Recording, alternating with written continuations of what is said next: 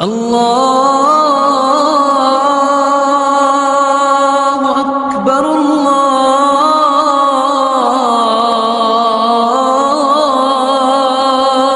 اکبر۔ مکے سے طوائف آئی، طوائف سارا، اس کا نام تھا سارا، گانے والی ناچنے والی، اور آگے مدینے پہنچ گئی، کہنے لگی فاقو مر گئی ہوں میری مدد کر۔ اللہ کے نبی سے کہہ رہی گانے والی ناچنے والی، فاقو مر گئی ہوں میری مدد کر۔ تو آپ نے کہا کلمہ پڑھتی ہو؟ آپ نے کہا کلمہ پڑھتی ہو؟ کہنے لگا نہیں پڑھتی، نہیں پڑھتی۔ کفر، ناچنے والی گانے والی، ٹھیک ہے، کلمہ پڑھتی ہو؟ کہا نہیں پڑھتی۔ تو آپ کہتے ہیں نو کنو پھاتے باہر کر دو، نہیں؟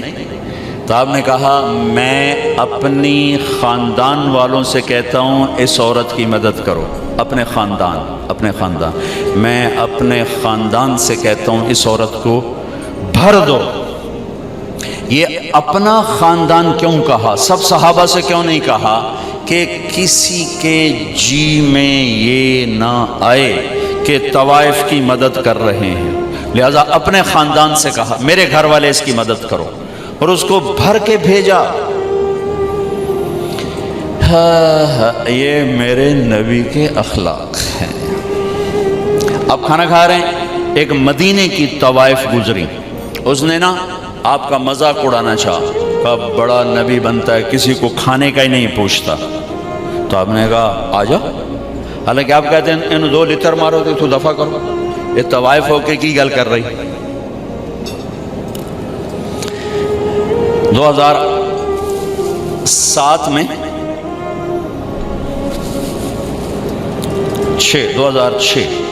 2006 میں نرگس میرے ساتھ حج پر تھی، لاہور کا گروپ تھا، اس کے ساتھ ہم گئے ہوئے تھے، اس کو تیار کیا تھا۔ تو عرفات والے دن وہ شام کو اس کا رو رو کے برا حال تھا، کیا پتہ چلا کہ وہ میٹرس نہیں بچھاتے یہ لوگ جو حج ٹور والے ہوتے ہیں، وہاں 3-4 خواتین بیٹھی تھیں، وہ بھی جا کے بیٹھ گئی، تو انہوں نے اس کو طوائف اور رنڈی اور کیا کچھ کہہ کر وہاں سے اٹھا دیا اور بے عزت کیا، بہت زیادہ بے عزت کی۔ تو اس کو اتنی مشکل سے سمجھا بجھا کے اس کو نرم کیا۔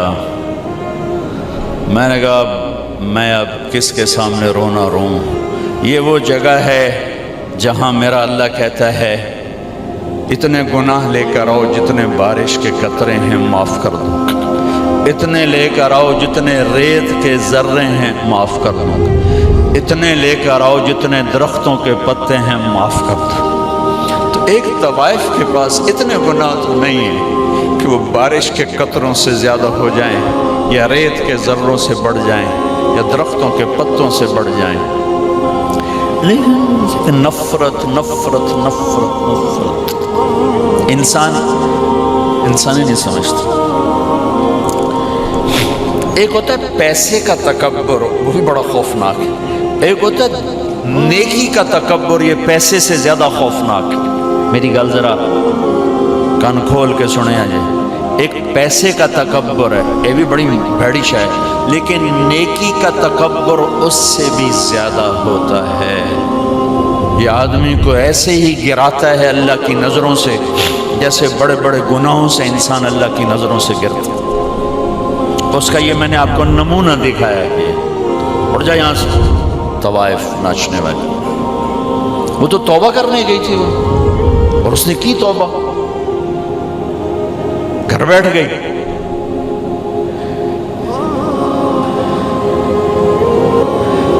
ہماری نفرتوں نے بڑے بڑے ہیرے ہم نے ضائع کر دیے۔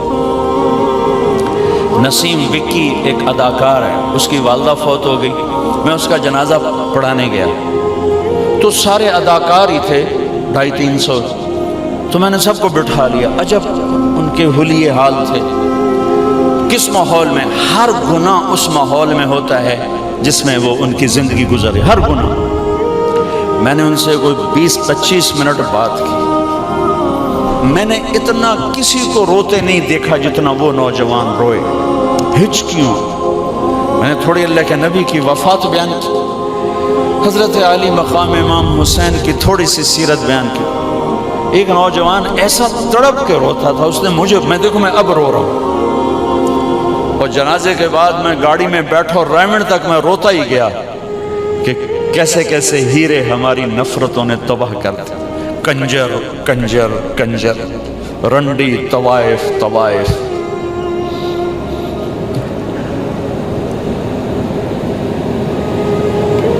کون جسم کو بیچتی؟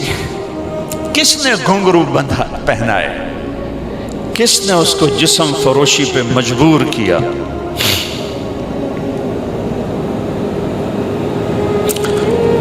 یہ کوئی عورت کی فطرت تھوڑا ہی ہے کہ اپنا جسم بیچنے کے لیے منڈی میں آ جائے، اپنے جسم کی نمائش کے لیے گھنگرو باندھے. یہ تو نچوانے والے میاں صاحب، سیٹھ صاحب، چودھری صاحب، سردار صاحب، ان کی کلغی سفید رہی، اس کے ماتھے پہ طوائف کا داغ لگا، موت بھی نہ دھو سکی. میرا ضلع ملتان ہے. 1818 میں رنجیت سنگھ نے ملتان فتح کیا تھا، مظفر خان سے حکومت چھینی، شہید ہوئی. تو اس نے 3 بازار حسن بنائے، ایک ملتان میں، ایک کیروڑ پکا میں، ایک تلمبا. تلمبا میرا ہوم ٹاؤن ہے، میرے گاؤں سے 3 کلومیٹر. آج سے کوئی 10 سال پہلے میں نے وہاں، مجھے خیال آیا کہ یہ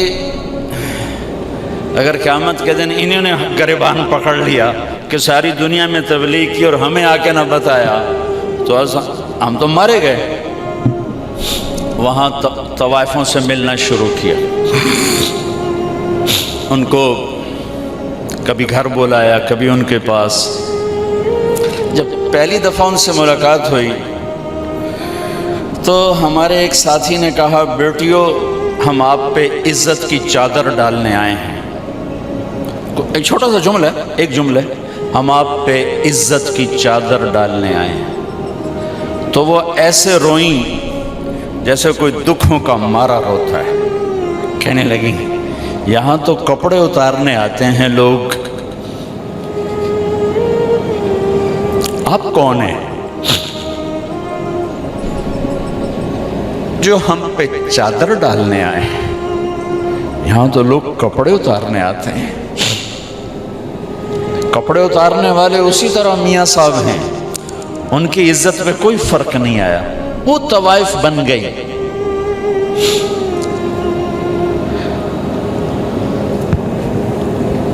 یہ 10 سال کی محنت کے بعد اللہ کے فضل سے وہ سارا محلہ اب ختم ہونے کو ہے. کتنی بچیوں کی شادی ہو گئی، توبہ کر گئیں. کتنیوں کے میں نے وظیفے لگا دیے کہ وہ کہا جی جب تک ہماری شادی نہیں ہوتی پھر ہمیں کوئی روٹی پانی کا انتظام کر دو. اور کتنوں کے پیغام آتے ہیں کہ جی کہیں ہماری شادی کروا دیں، ہم یہ گندا کام اب نہیں کرنا چاہتے. نفرت کرنا کون سا مشکل کام.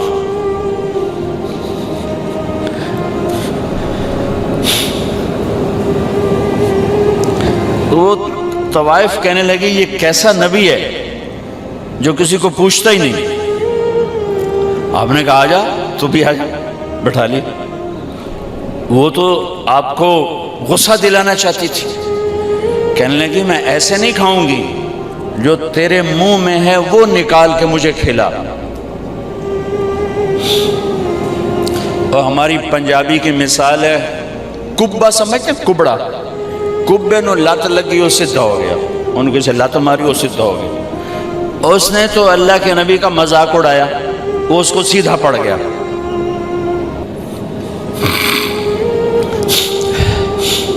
جب اللہ کے نبی کا لعاب اس کے منہ میں جب گیا تو کیا ہونا تھا؟ جو ہی آپ کے منہ کا نوالا اس کے منہ میں گیا، اس نے وہیں کلمہ پڑھ لیا اور مدینے کی حیادار پاک دامن عورت بن گئی. میرے بھائی بہنوں، زندگی کی خوبصورتی حج سے نہیں ہوگی، نماز سے نہیں ہوگی، روزے سے نہیں ہوگی، ذکر و تلاوت سے نہیں ہوگی. ہاں یہ ہماری فاؤنڈیشن ہے، ہماری بنیاد بنے گی. بنیاد کے بغیر عمارت نہیں بنتی. اگر زندگی کو خوبصورت بنانا ہے، اس میں حج بھی ایک عمل ہے، تو اپنے اخلاق خوبصورت، نبی والے اخلاق سیکھیں. آپ کا گھر خوبصورت، آپ کا زندگی کا سفر خوبصورت،